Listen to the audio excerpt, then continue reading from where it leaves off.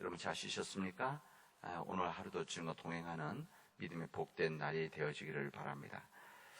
우리의 전도하는 데 있어서 가장 일반적인 전도의 방법은 예수 믿으십시오 이렇게 이야기하는 겁니다. 그냥 단순하게 그렇게 말하는 것은 아니죠. 예수 믿으라고 말할 때는 상대방에게 예수 믿으라고 믿었으면 정말 좋겠습니다.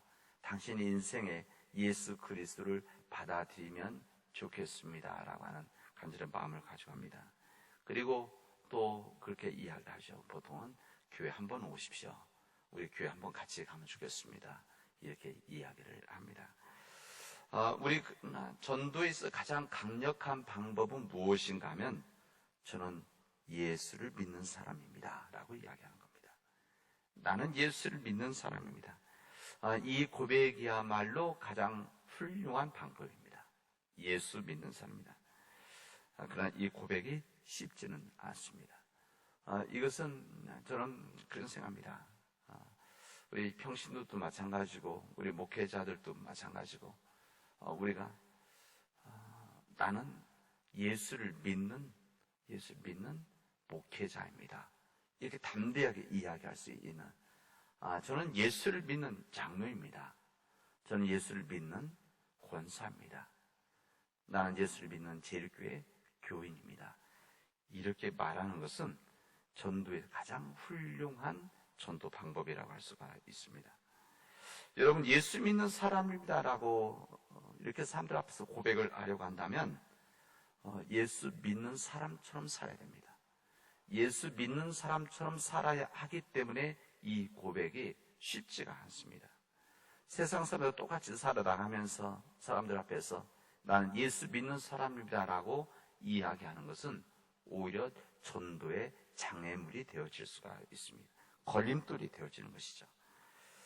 다른 사람들이 우리 교회에 다른 사람들, 믿지 않는 사람들이 우리가 교회에 다닌다는 것을 알고 있을 때, 또 예수 믿는 사람이라는 것을 알고 있을 때, 우리 말로 나는 예수 믿는 사람이다 이렇게 말하는 것이 아니라 다른 사람 알고 있을 때는 말로 하는 것이 아니라 내 삶을 통해서 내 말을 통해서 그리고 내 선택과 또 내 판단을 통해서 사람들에게 내가 예수 믿고 있는 사람입니다. 이것을 고백할 수 있어야 됩니다.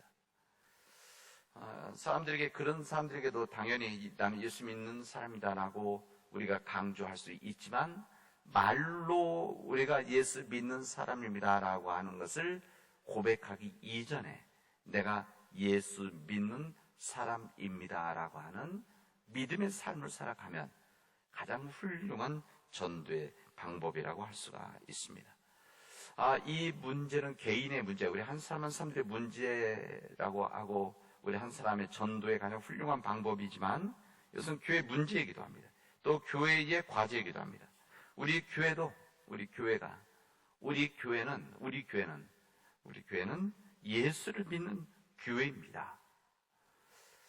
짧은 말이지만 이것은 훌륭한 교회의 전도 방법이자 선교 방법입니다.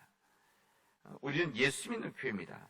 예수의 말씀, 이 복음의 말씀을 가지고 예수님을 따라갑니다라고 이야기하는 것, 이것은 참으로 중요한 일이고 이것은 가장 훌륭한 선교의 방법입니다. 더 좋은 방법은 더 훌륭한 방법은 뭔가 우리 교회가 그렇게 살아가는 겁니다. 우리 교회들이 우리는 예수 믿는 교회입니다라고 하는 것을 말로 하는 것이 아니라 우리의 교회의 삶을 통해서 우리 교회의 일들을 통해서 우리 교회가 세상에 대한 이 섬김을 통해서 우리가 진정 우리 교회가 세상을 섬기는 교회, 우리 교회가 교회를 위한 교회가 아니라 세상을 위해서 존재하는 섬기는 교회입니다 라고 하는 것을 사람들 앞에 드러날 때 이것이 교회의 가장 좋은 선교의 방법이다라고 할 수가 있습니다. 여러분, 이게 우리 개인적으로 예수 믿는 사람입니다. 우리는 예수 믿는 교회입니다. 이런 부분들은 참으로 중요합니다. 그래서 사람들 앞에서 주님 말씀하신 대로 우리 교회가 세상에서 십자가를 지고 가는 일들, 다른 사람들이 하지 않으려고 하는 일들하고 다른 사람들이 관심 갖지 않는 일들에 대해서 주님이 그러하시듯이 주님의 눈길이 가고 주님의 발길이 가고 주님의 이 손길과 이 마음들이 움직여지는 것처럼 우리 교회가 움직여지면 그게 바로 우리는 예수를 믿는 교회입니다 라고 우리가 고백을 할 수 있는 겁니다. 세상의 문제들에 대해서 진심으로 마음 아파하고 또 불쌍히 여기고 이 절망이 있는 곳에, 문제가 있는 곳에 주님의 빛된 우리들의 삶들을 통해서 그곳에 희망을 만들어주고 교회 이기주의에 빠져서 교회들만을 위한 이 교회의 이 일, 교회의 사업이 아니라 오히려 우리 교회보다도 세상이 더 좋아질 수 있도록 우리 교회보다도 세상 사람들이 더 섬길 수 있는 그런 일들을 할 때에 그때 비로소 진정 우리 교회는 예수님을 믿는 교회입니다 라고 고백을 할 수가 있는 겁니다. 오늘 우리들이 읽은 이 요한 1서의 말씀과 더불어서 이 사도 요한의 말씀이 이 요한복음 13장에 보면 이렇게 되어 있습니다. 너희가 서로 사랑하면 이로써 모든 사람들이 너희가 내 제자인 줄을 알게 될 것이다. 이렇게 말씀하십니다. 너희들이 내 제자인 줄을 알거든. 예수님을 믿는 제자인 것을 알게 되어지는 것이 언제냐? 너희들이 서로 사랑하면. 이렇게 말씀합니다. 그러니까 예수님을 믿는 사람의 기준은 무엇인가? 바로 서로 사랑하는 겁니다. 사랑하는 방식은 여러 가지가 있죠. 섬기는 것도 사랑이고 또 다른 사람들에게 다른 사람 불쌍히 여기는 것, 이게 사랑에 기초하는 일들 아닙니까?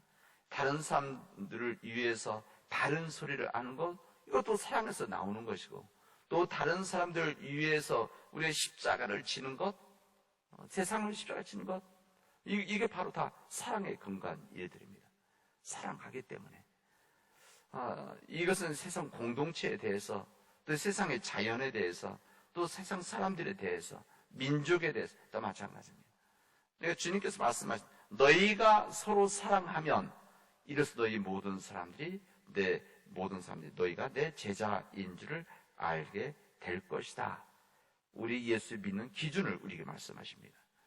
그러니까 진심으로 사랑하는 사람이 될 때까지는 예수 믿는다는 고백을 온전히 하기가 어렵다, 이런 이야기죠. 이 말씀에서 요한 1서 오늘 우리 읽은 말씀은 이렇게 말씀하십니다. 누가 이 세상의 재물을 가지고 형제의 궁핍함을 보고도 도와줄 마음을 닫으면 하나님의 사랑이 어찌 그 속에 거하겠느냐. 이렇게 오늘 첫 번째 말씀을 하십니다. 그러니까 이 세상 재물을 가지고 있는데 형제의 궁핍함을 보고도 도와줄 마음을 닫으면 하나님의 사랑이 어찌 그 속에 거할 수가 있느냐. 어려운 사람들을 보고도 그 사람에 대해서 불쌍히 여기는 마음이 없다면 어떻게 하나님의 사람, 예수 믿는다고 할 수가 있겠느냐. 이렇게 우리에게 말씀하십니다. 이 어려운 사람이라는 것은 꼭 경제적인 어려움만은 아닙니다. 때로는 정신적인 어려움들도 있고 사회적인 어려움도 있고 공동체적인 어려움들도 있고 영적인 어려움들도 있습니다. 그러니까 우리들이 가지고 있는 것들이 있으면서 그런 것들을 누리고 있으면서 이것을 불쌍히 여기지 않는다면 하나님의 사람이 될 수 없다, 이런 이야기입니다. 여러분, 이제 우리나라가 이제 좀 한두 달 지나면 이번 9월달, 10월달을 되면 거의 70% 정도 이상이 이 방역 백신 맞는다고 하지 않습니까? 그리고 이것을 우리는 이야기하고 있고 또 세계적으로 제모험적인 방역 국가다, 이렇게 우리는 보통 이야기를 합니다. 저는 그런 생각하면서 이런 생각도 해봤습니다. 이런 것을 우리가 자랑을 해야 되나. 그래서 국가적으로 정치적으로 이것을 자꾸 드러내서 안정시키기 위한 의도도 있지만 사실은 우리나라가 경제적으로 좋기 때문에 이렇게 백신 맞을 수 있는 겁니다. 그러니까 우리가 알고 있는 몇 나라를 제외하면 사실 경제적으로 어려워서 이 백신을 살 수도 없고 구하기 어려워서 백신 못 맞는 나라들이 대부분입니다. 옆에 있는 당장 북한만 하더라도 뭐 국수수 맞았을 겁니다. 그러니까 제 얘기는 무엇인가 하면 부자들이 가지고 있는 거 자랑하면 안 되는 거 아닙니까? 오히려 옆 사람들을 위해서. 마찬가지로 우리가 이 백신을 많이 맞았다는 것, 이렇게 할 수 있다는 것, 우리 안에서는 이렇게 감사함이지만 이것을 너무 세계적으로 자랑하는 것도 저는 좀 건강치 못하다 생각하고, 저는 오히려 우리 민족이 어렵지만 더 많은 돈을 들여서라도 우리 주변 나라들, 못 사는 나라들, 어려운 나라들에게 이 백신을 사서 우리가 도와주는 일들은 정말 귀한 일이고, 이런 일들이 우리 교회들이 중심이 돼서 이루어질 수 있다고 한다면 너무너무 좋겠다, 그런 생각이 되어집니다. 우리나라가 베트남 100만 명분을 보낸다고 저 신문에서 봤는데 그거 보고 너무너무 잘한다. 우리가 돈 버는 일들이 다 어느 나라에서 버는 일들입니까? 다 다른 나라에서 벌어오는 거 아닙니까?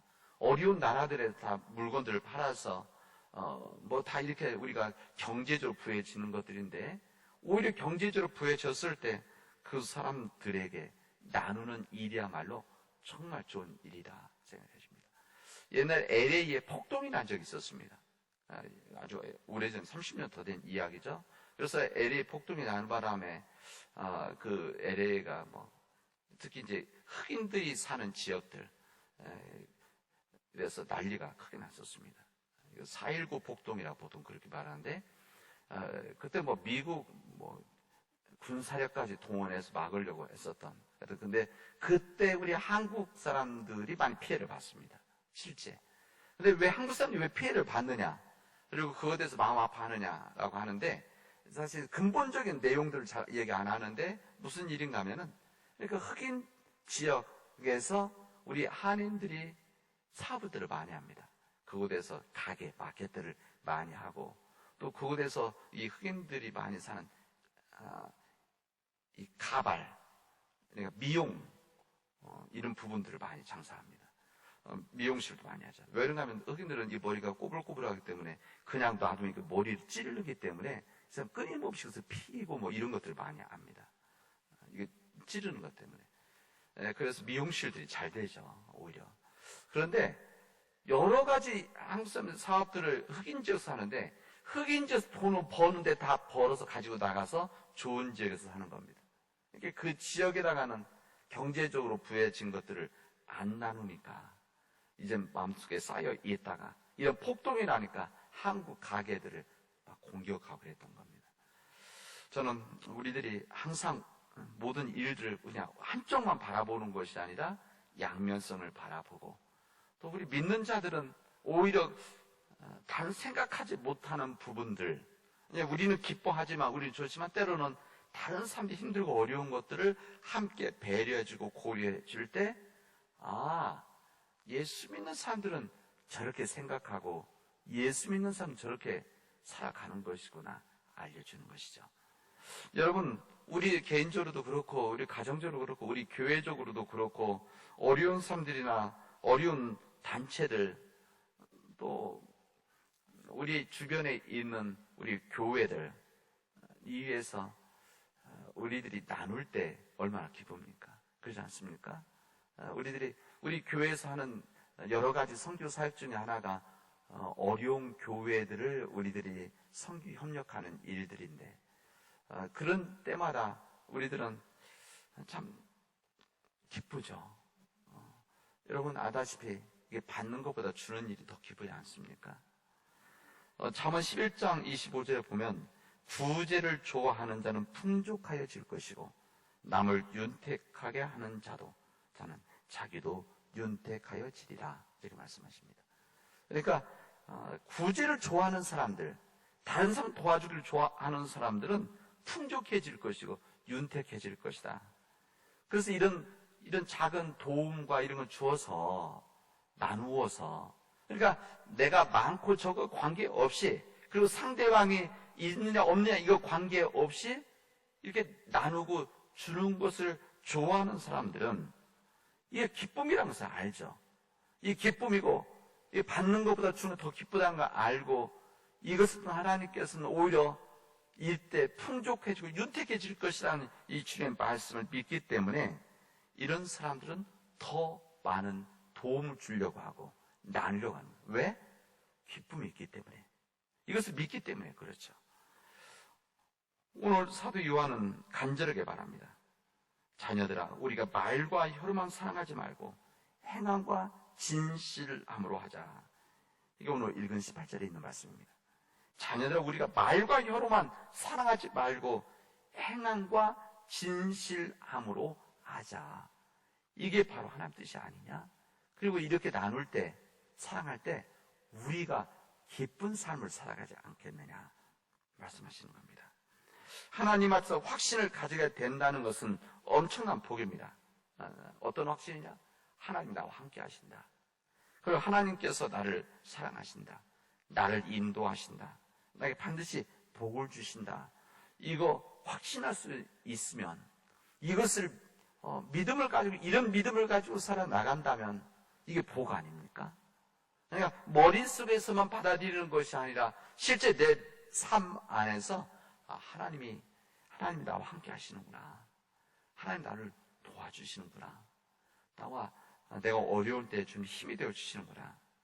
하나님 나에게 복을 주신다. 이런 확신할 수 있는 가장 좋은 복인데, 이런 확신이 어디 나오냐? 오늘 주님 말씀대로 한다면 이런 확신은 말만 가지고 사랑하지 않고 행동과 진실함으로 사랑을 할 때 그런 확신이 생긴다는 것을 오늘 주님 말씀은 우리가 아십니다.